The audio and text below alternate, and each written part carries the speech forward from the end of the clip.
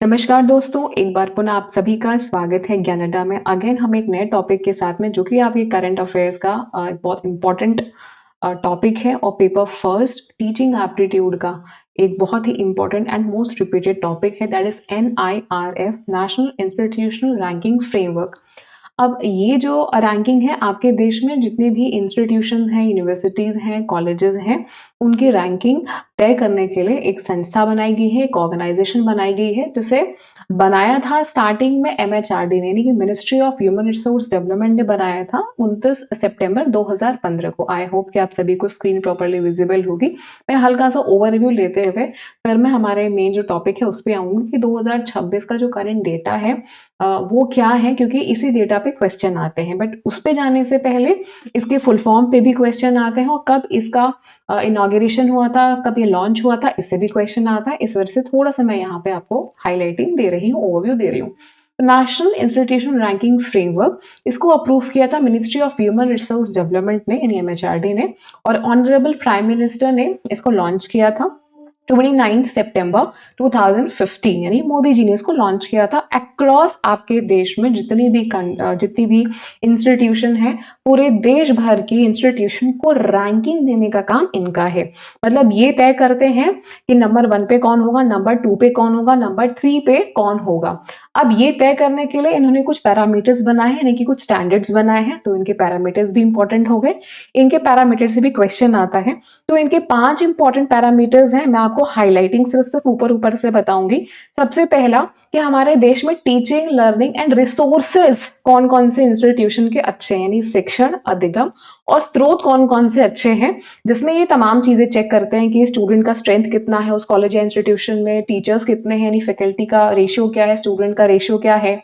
उसके बाद PhD कितने लोगों ने किया है, कितने एक्सपीरियंस टीचर्स हैं वहां पे, फाइनेंशियल वित्त जो रिसोर्सेज संसाधन है वो कैसा है, उनका यूटिलाइजेशन कैसा हो रहा है, ऑनलाइन एजुकेशन वो संस्था दे रही है या नहीं, जो इन्होंने NEP यानी कि न्यू एजुकेशन पॉलिसी जो लेके आए थे, जिसमें मल्टीपल एंट्री और एग्जिट का कंसेप्ट लेके आए थे, वो फॉलो किया जा रहा है कि नहीं किया जा रहा। उसके बाद दूसरा पैरामीटर है रिसर्च और प्रोफेशनल प्रैक्टिस, यानी उस इंस्टीट्यूट, उस संस्था से कितने बच्चे ऐसे हैं जो शोध कर रहे हैं और प्रोफेशनल प्रैक्टिस कितने लोग कर रहे हैं, राइट। उसके बाद ग्रेजुएशन आउटकम, थर्ड पैरामीटर है कि कितने बच्चे, कितने विद्यार्थी उस संस्था, उस विश्वविद्यालय से अपना स्नातक यानी ग्रेजुएशन करके निकल रहे हैं। आउटरीच और इंक्लूसिविटी, यानी कि उस संस्था, उस विश्वविद्यालय के जो ब्रांचेस हैं वो कितने हैं, कितने परसेंट महिलाएं उसमें पढ़ रही हैं, कितने ऐसे स्टूडेंट्स हैं जो कि बाहरी देश से उस इंस्टीट्यूशन में स्टडी कर रहे हैं, उस इंस्टीट्यूशन में कितने फिजिकली चैलेंज्ड स्टूडेंट्स हैं, right. Perception ranking, PR ranking क्या है, नहीं उस इंस्टीट्यूशन के बारे में बाकी जो और लोग हैं वो कैसा विचारधारा रख रहे हैं, वो कितनी रेटिंग दे रहे हैं उस संस्था में, उस विश्वविद्यालय में। जो इकोनॉमिकली और सोशली चैलेंज स्टूडेंट्स हैं उनको कितनी स्पेस मिल रही है। तो ये हमारा जो चौथा पैरामीटर स्टैंडर्ड है वो NIRF ने तय किया है। पांचवा और जो अंतिम पैरामीटर है वो है पीयर परसेप्शन, यानी कि उस संस्था, उस विश्वविद्यालय के बारे में, उस ऑर्गेनाइजेशन के बारे में जो पीयर्स हैं, जो एम्प्लॉयर्स हैं, वहां जो कार्यरत हैं, उनकी सोच क्या है, उनकी विचारधारा क्या है, जो कि एकेडमी के जो लोग हैं या एकेडमिक जो पीपल हैं जो सर्व कर रहे हैं वो क्या राय रखते हैं।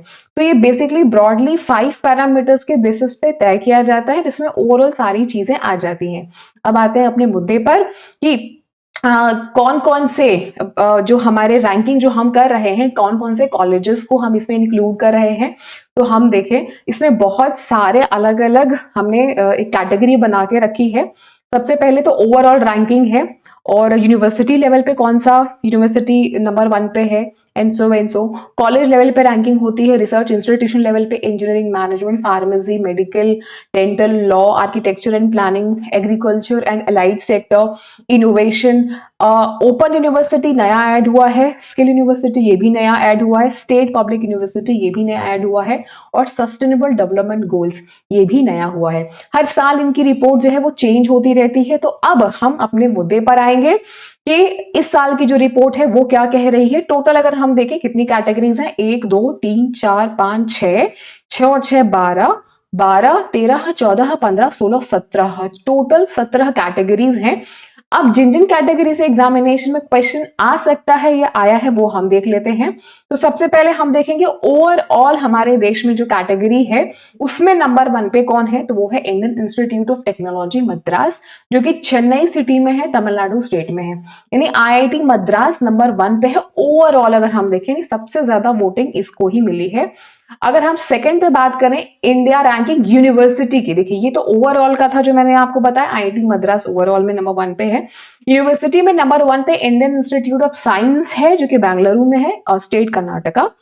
थर्ड अगर हम बात करें कॉलेज कौन सा नंबर 1 पे है, तो हिंदू कॉलेज नंबर 1 पे है। पिछले कई साल से मिरांडा हाउस नंबर 1 पे था, बट इस बार 2025 की जो रैंकिंग आई है उसमें मिरांडा हाउस नंबर 2 पे है और हिंदू नंबर 1 पे है। हम बात करें अगर रिसर्च इंस्टीट्यूशन की, तो सबसे नंबर 1 पे है Indian institute of science IIS। कहां पे है, यहाँ पे ये कहां पे है, ये बेंगलुरु में है, यानी कि कर्नाटका में है। आई एम सॉरी, मेरे लैपटॉप की बैटरी डेड होने वाली है। और ओपन यूनिवर्सिटी की हम बात करें जो कि नया कैटेगरी ऐड हुआ है, ये है आपका इग्नू। इग्नू नंबर 1 पे है ओपन यूनिवर्सिटी में।